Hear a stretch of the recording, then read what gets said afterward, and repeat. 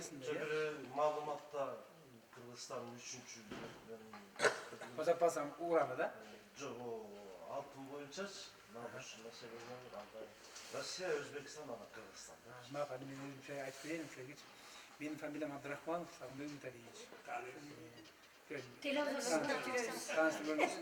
Анан көпчүлүк билбейт. Мен 79-жылы 13-мартта Өзбекстанга парс билерге кеткен болчумун. Анан кетип ошол жерде Өзбекстанда дүйнө жүзү боюнча эң чоң месторождение Мурун тагы деген. Ошол жерде уран чыгат, алтын чыгат. Анан мен ошол жерде көп жыл иштедим. Анан армияга кеттим, институтка кеттим, кайра окудум, кайра институтка кетип ошол жакта иштедим. Жөнөкөй эмеден баштап, ал жерде 50 000 адам иштейт. Анан 50 000 адамды ошол жерде мен главный экономист комбинатта иштеп турдум. Эң аягындачы. Анан кийин концерн уюштурганда концернге кеттим. Концернден анан кийин Союз тарапканын Кыргызстанга басып кетирдик да. Анан Кыргызстанга келгенде Дастан Сарыбуловго келсем, Дастан Сарыбулов мен эмеге жөнөшөт Казармангачы. Казарманга эмес дейм, Саржаска. Анан ушу менен башкарып алат. Өзүм токенчи болдум.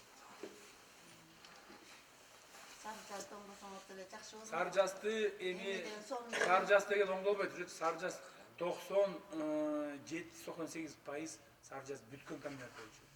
Ошондо мына Макмал комбинат менен Бакем урган 234 миллион долларга курулган болчу Макмал комбинат, долларга менен алганда. Ал эми Саржас где-то бир 245 миллион доллар. Будакы СДК партиясынын кемчилиги болгон. Кемчилиги болгон. Ал бийликке келгенден кийин алып берген да Куранды кармап, Конституцияны кармап туруп алып берген. Мен Кыргыз элине деген. Мен СДК партиясына эмес, Кыргыз элине гарант болом. Конституцияны гарант болом. Баарына бирдей гарант. Мен деп туруп алып берген болчу. Ал антын аткарган жок ал кишичи. Ошон үчүн партиянын эмеси мен ойлойм, силердин эки бөлүп большевиктерди меньшевик, большевиктер деп бөлүшкөн. Бул естественно эле боло турган жумуш бөлүнөт. Большевиктердин партиясы болгон, и меньшевиктердин партиясы. Жетип калсаң мен азыр. Анан менин оюмда мен састаган. Анан эгер мен баягы кайдыгер карабагандай ойдо келдим да ошол партиянын мүчөсү болсок дагы балким жок, сизде мүмкүнчүлүк бар экен. Ошонун баарын көтөрүш керек. Кыргызстандагы Атамбаевдин проблемасы же сиздин проблемасы, жалпы проблема азыр күчөп турган кезде, ал ошондон жалпы чыгышыбыз керек. Бул маселе өтө чоң болуп атат Кыргызстандачы.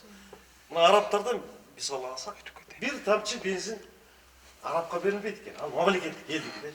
Бүт ошон үчүн гүлдөсүн. Сотто 3 жолу тууралык. Мен биринчи баягы 3-апрелде мен шайлангандан кийин сразу мен Атамбаевге кат менен кайрылгам. Урматтуу Алмаз Шаршенович, 18-съезд ушундай өттү. Тазаланып жаңылан уран менен өттүк. Мен партиянын төрагасы шайландым. Ошондон сиз партиянын мөөрүн печаттан кайра бериңиз деп кайрылдык. Атамбаев келген жок, берген жок. Кийин министр сүйүшө каршы өткөндөн кийин дагы кайрылдым. Бербей койду. Жок деп койду. Кат эчтеге жок. Андан кийин Балтинский события болду, тияк болду, барды болуп, ушундай болду. Биз сотко берип койдук, Атамбаевди бергиндерчи. Анан булар дагы сотко беришти.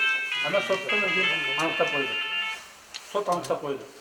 Бүгүнкү күнү СДКнын төрагасы болуп Абдрахманов Сагынбек Муталиевич деп 3 жолу мынакей жогорку кеңештерден аттап барды. Бирок мен Атамбаевди дагы сотко берип койдум. Эмче дебесиңер? Эмче дегенде ал жанакы партиянын күбөлүгүн печатын берген жок. Ирина Карамушкина айтты, биги партиянын күбөлүктөрү баары тең космостон учуп жүрдү. Окудуңар да? Окудуңар да? Ошондой болуп кетти. Жок, Кыргызстанда жок. Анан биз министрликке кайрылдык. Тигилер айтты, эч кандай мыйзамда жок. Мамлекеттин эмесин, мекемесинин бир эле печат болушат дегенчи. Мисалы, основной печать бирөө деген болот. Раз бербей атабы, тиги МВД баягы обыск болгондон кийин таппагай печат табылган жок, документ табылган жок дегенден кийин биз эмеге кайрылдык. Утеря кылдык деп жаздык. Утеря депчи. Анан биз өзүбүзгө жаңы печать жасатып алдык. Жаңы печать, устав сөз бар. Ошон үчүн биз бүт Балықчыдар емес. Мына Ысыкөлдө, Кумбелде, Оргочордо, анан Караколдо шайлоо болот. Биз шайлоого катышабыз деп. Üçemi үйде де мен жанымда жоқ. Барам мен қазір. Нарында, Жумгалда, Ошто, Токмокто, Майлысайда шайлоо болот. Ошо шайлоого катышабыз деп дайындап жүрөбүз. Катышабыз баары. Onlar da ошо башчылыкка тура ya ошо. Biz катышабыз. Биз закон. Печать барды бар бизде. Бүт барды. Атамбаев бизди сотко берген жок. Мен Атамбаев сотко бердим. Түшүнүңүзбү? Мен эртең барамда кайра соттон кагазды алып койсом болот. Көрдүңүзбү? Булар сотко берген жок мен. Бул ошо СДПК партиясы канчалык деңгээлде бүгүнкү күндө мыйзамдуу? Мыйзамдуу? Канчалык деңгээлде мыйзамдуу? Акыл. 19-жылы Министерство юстициядан СДПК өткөн. Ал жерде СДПК жазып турат. А жерде СДПК Бесит Атамбаев деген жок. Ал жерде тиги СДПК Сабдрахман деген жок. Ал жерде бир эле СДПК турат. Ошо СДПКда төрага болуп Абдрахман катталган. Эртеңки шайлоого ошол СДПК барат. Башка эчтеке жок, көрдүңүзбү? Мен эмне үчүн сотко бердим алардычы? Эмне үчүн сотко? Сурабайсызбы? Сиз кимсиз? Мен кабарчы журналист. Анда сурабайсызбы? Эмне үчүн Атамбаев сотко бердиңиздер? Ошо эмне үчүн бердим? Мен жантамер угуп атам сиз эмне үчүн бергениңизди. Мен эмне үчүн Печатты бердим? алайын. Мөөрдү, печатты мыйзам чегинде кайрып бериңиз деп биз ага берип бердик. Көрдүңүзбү? Бирок сот бүгүнкү күндө созуп атат. 2 ай, 3 ай, 4 ай, 5 ай деп. Мен ошо берген сүйлөгөндөрүн уктуп атам. Элди үгүттө Ооба. давай давай жер басып алабыз. Аны сурашып элди дүрбөт. Ушунун негиздеринде ушул окшогондордун аркасында кизерде эмне болду? Ызычуу болду. Канча адамдар азыр отурат, канча адамдар штраф айтты. Адамдар өлдү. 19 адам. Мына 19 адам азыр. Мен эми ошол жолу айтып токтоп кетейинчи. 7-8 кандуу окуядан кийин биз партия бүт жерге өзүбүздүн баштапкы күндөрү катышкан кайрылганбыз. Ошол эле Алайга, Баткенге, Кочкорго, Жумгалга, Таласка, Панфилов районунда баштапкы күндөрү кайрылганбыз. 7-8 августтагы окуяга баа бергиле депчи.